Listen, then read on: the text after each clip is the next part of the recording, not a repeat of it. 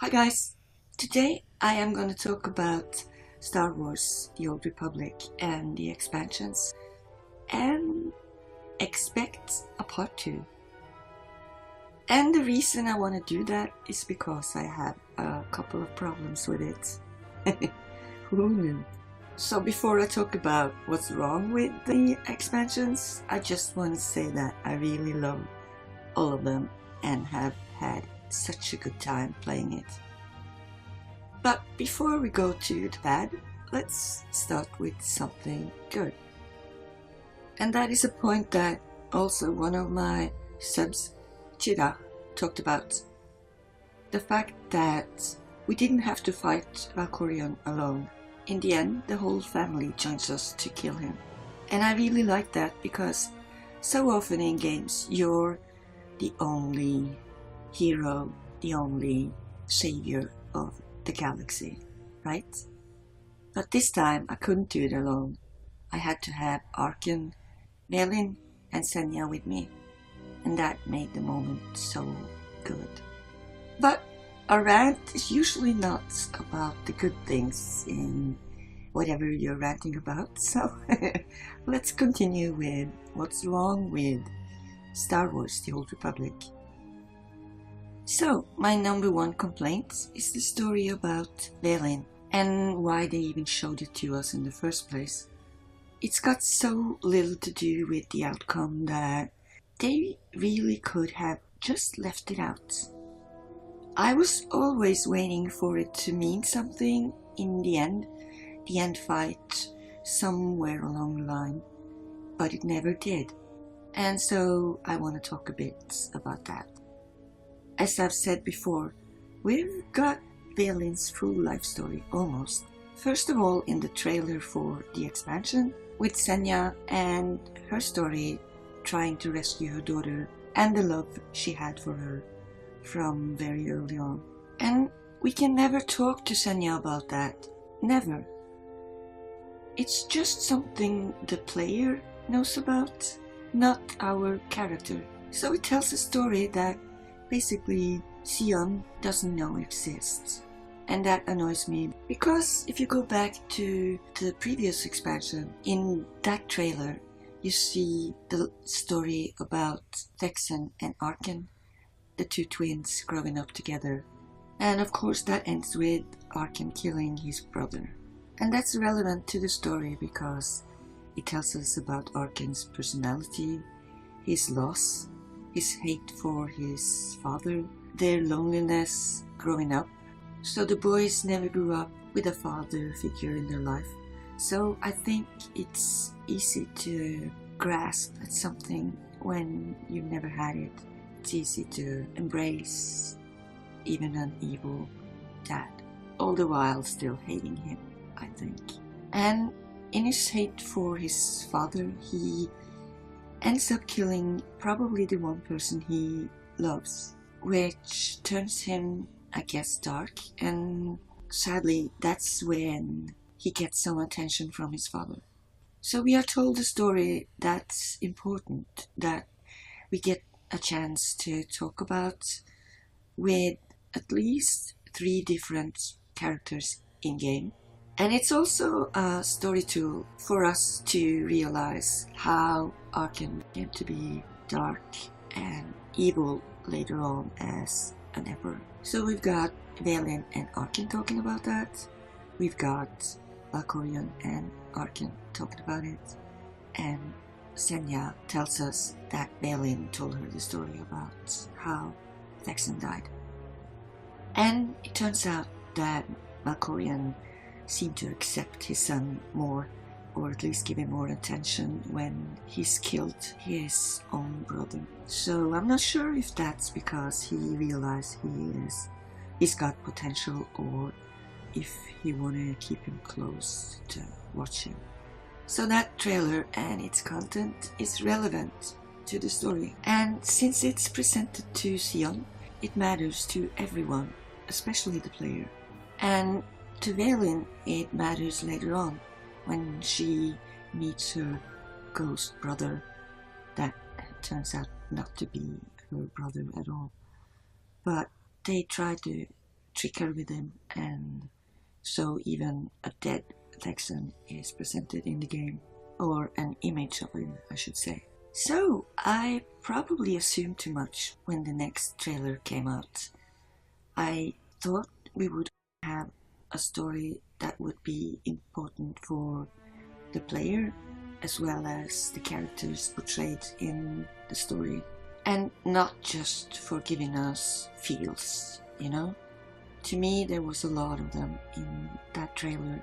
It was excellently done, and I wish they had meant something by it, not just for eye candy and emotions. Turns out though, that's all it actually is.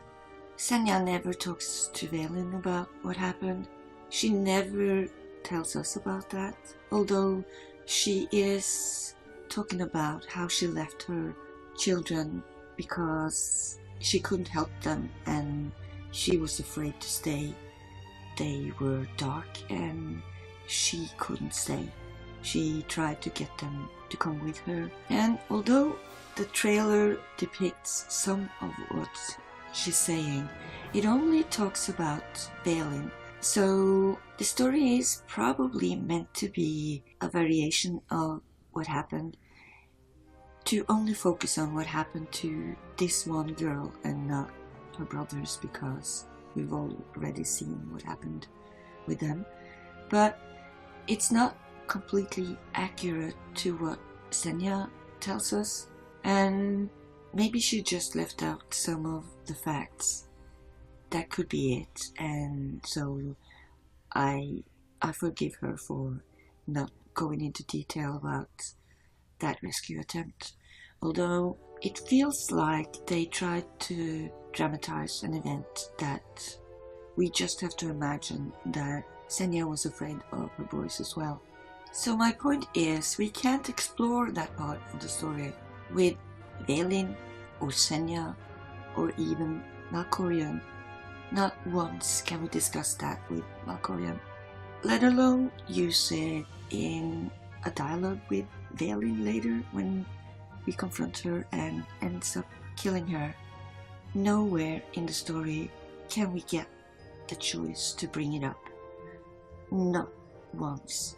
And that disappointed me so. And not even Senya comes up to Valen and says anything, even if she probably didn't know all the things that happened to Valen while she wasn't there. We never hear her talk to Valen about anything. She doesn't go up to her and say, "Please forgive me for leaving you. I didn't know," anything like that. It feels like that story isn't even worth mentioning. So they were tugging on our heartstrings with that story so badly, and then poof, nothing. I'm so disappointed they didn't give us a chance to talk about it at all. We went to the facility where Valen had been tortured, where she was conditioned, which by the way is the only reason this story exists in the first place. And it bothers me that they use torture as a tool to tell a story, and then it's never mentioned. No character ever brings it up after we're done with that facility. We can't tell her we know what happened to her when we are confronted by Valen and we have to kill her. Senya doesn't come up to her and say anything to try and ease her daughter's pain, which I would think she would do. But with one sentence on a dozen, she decides enough is enough and her daughter needs to die. And that surprised me quite a lot, because Senya has always talked about wanting to stop her children, but not killing them. It's been her goal from day one. And then she, for some vague reason, decides that Valen is too evil or something. I would have loved to get at least an illusion of a choice by giving us a chance to talk to Valen about that, and then she turns mad when we say something about that, or ignores us totally, or laughs at us, something. But yeah, it's like it's never even happened. So I realize we couldn't say Valen because they wanted her to appear as this Force ghost later on, which I understand, but I don't agree with it because they had Arkin live. He wasn't a poster child of altruism and goodness to begin with. So yeah, I realize that not everyone can be saved, but not even give us a choice to explore the options. Not once let us tell Valen, damn girl, I know what you went through. I can't imagine how you feel.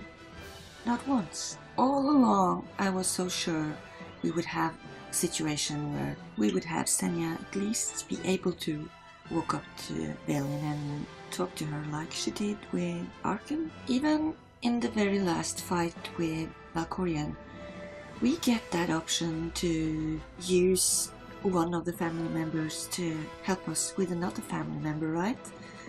We have Arkin on our side and asked him to talk to his sister to convince her not to fight us, but instead turn against Valkorian, which isn't hard because she hates his guts anyway. So the whole conditioning is explained in detail, but only after the fact, of course, because we wouldn't have the surprise ruined for us, right? But they tell us this awful story about torture. So my question is, why are we supposed to care about the story between Senja and Valen when it never comes up in a conversation, when it's never a choice, when it's never a situation you can bring up with the people involved? Torture, to me, is not entertainment. It shouldn't be used as a story tool unless you've got a very good reason to do so. Meaning, the story is going to be about how one is trying to resolve the pain it brought, or at least start the process of healing somehow.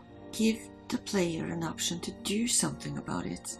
As it is now, it's just a sadistic tool in a sadistic story for the shock value. And just a side note to that whole facility story, I find it unbelievable that the keeper guy would even be there. I feel like it's a clumsy story. If I were him, or if I were that evil, if I'd done torture on a young girl like that, or anyone for that matter, I probably wouldn't hesitate to kill the person coming back to the facility to save my own skin. I mean, it stands to reason that he would be afraid for his life because he knew she had reasons to hate him, right? And he knew who she was and what she was. Because even if he could use the Dragon of Sakul phrase on her, she would still have been dangerous for a guy like that. Also, I'm not so sure Valen would really go back to this guy that she must hate with all of her guts. And isn't there an assistant in all of this facility all of those years?